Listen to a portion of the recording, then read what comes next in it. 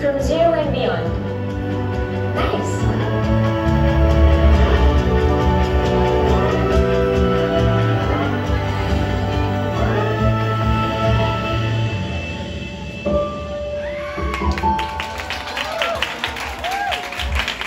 This film is written and directed by Crisanto Aquino.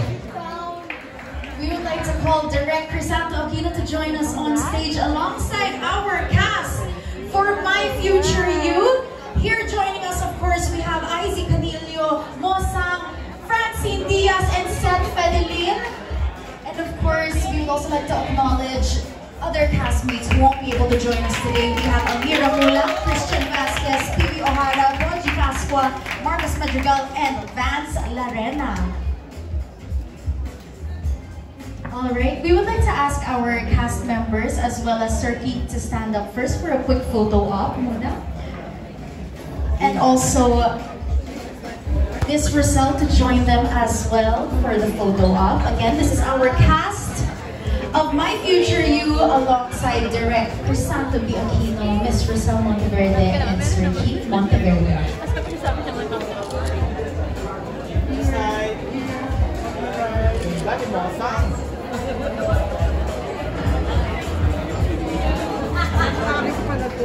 Alright, thank you so much. And now, we would like to open the floor again to our friends from the media for a quick Q&A with our My Future You cast. We have a total of 5 questions. Our first one is from Neil Ramos of Tempo. Good afternoon. My question is for Direk. Direk, can you share a bit about the inspiration behind the film? And what made you decide to pick Seth and Francine to lead this film?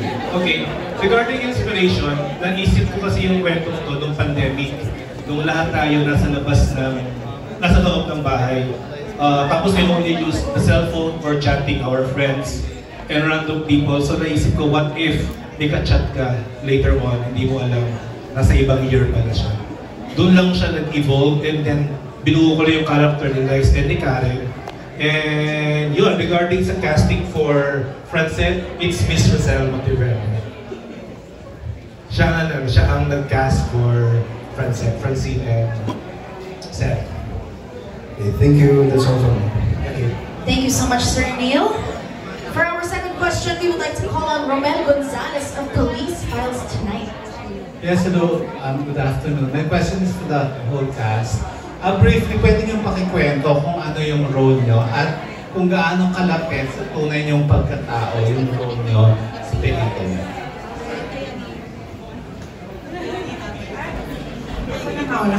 Ako pa yung pinakabata. Si Bosa po, I play Ate Burns. Siyempre, kung si Mother Lily ay iconic, ang iconic na yaya ng lahat. Siyempre, ako kasama sa bahay ni Seth sa year 2009. So basically, malapit siya siyempre sa akin yung character kasi as a mother, yung mas kami ni Seth yung nagkikita sa bahay. Mas close kay Seth. So, ang anak ko ay isang lalaki. Mas naging malapit ako kay Seth.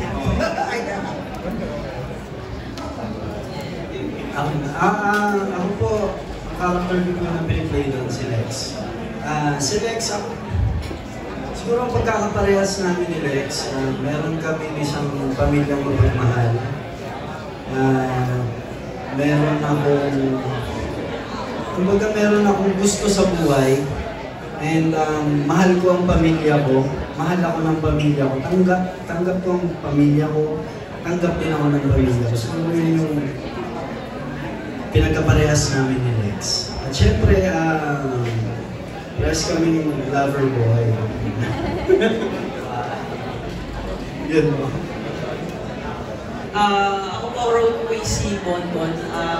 Kapatid ko po si, ate ko po si Francine. And for me po yung, kumbaga, kaparehas ko sa role ko is, sa tomboy po kasi may ate rin po ako. So, ayun.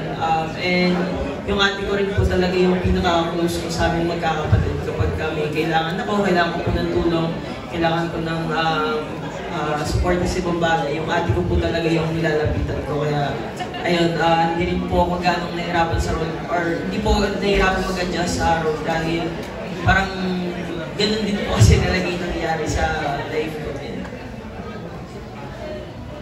Ako naman po, pinipili ko po yung character ni Karen. Ang masasabi ko po na pagkakapareho namin ni Karen is pareho kami perfectionist. Pareho kami perfectionist. Yung may pagkamatapang siya, and she's a very independent woman. At ang masasabi ko, mapagmahal siyang anak, lalo sa papa niya, at mapagmahal na ate, kasi yun nga po. Nakakatawa nga po kasi pareho lang kami ng hindi easy dito, pero ako po yung ate niya. Pero nakakatawa naman po kasi parang nakikita ko rin po sa kanya yung bunso kong kapatid dahil may kapatid po akong lalaki, nag-iisa lang po siya. So ayun po yung mga pagkakapareho namin, yung pagiging isang ate at yung pagiging isang anak. Thank you and congratulations. Thank you so much, Sir Romel. For our third question, we would like to call on Cesar Batilan of Net25. Okay, for Francet, this is your first movie, right? My question is, how does it feel to finally have your love team on the big screen, and what adjustment did you consider to keep your fans so excited? And at ko na din, kumusta na maging bahagi kayo ng Legal Legacy?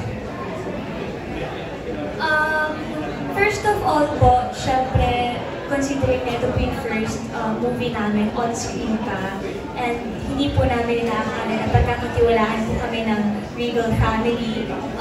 It's an honor po, sa totoo lang. Pero with all the excitement, syempre, kadugtong nun, konektado dun yung kaba.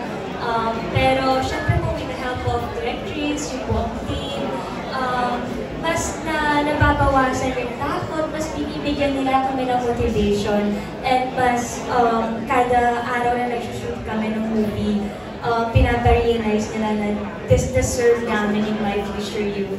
And parang nga po siyang gift for us, kasi nga po, ang tagal na rin nung nagawa po yung script. 2020 pa po, so I think this is the right time for all of us din po, and siguro po para sa aming dalawa din ni Seth.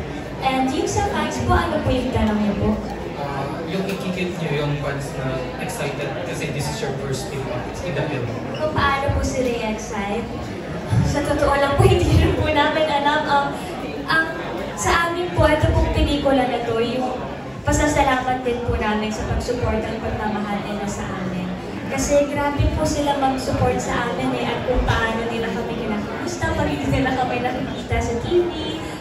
This time, parang it's a bigger gift for all of them.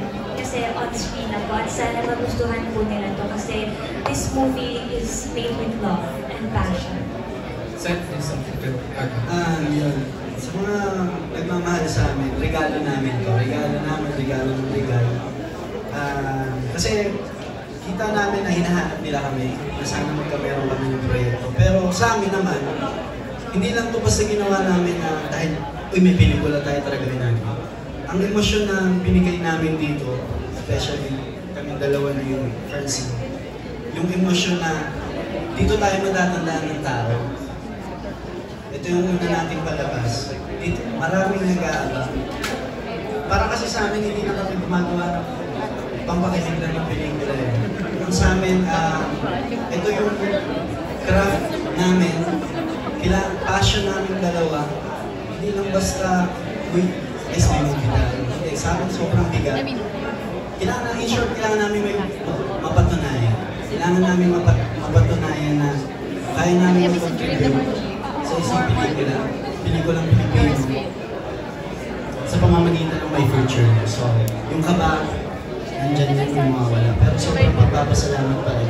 Kasi pinakabahan kami, pero ang daming tao na nasusupport na kami. Pinapalakas yung loob namin.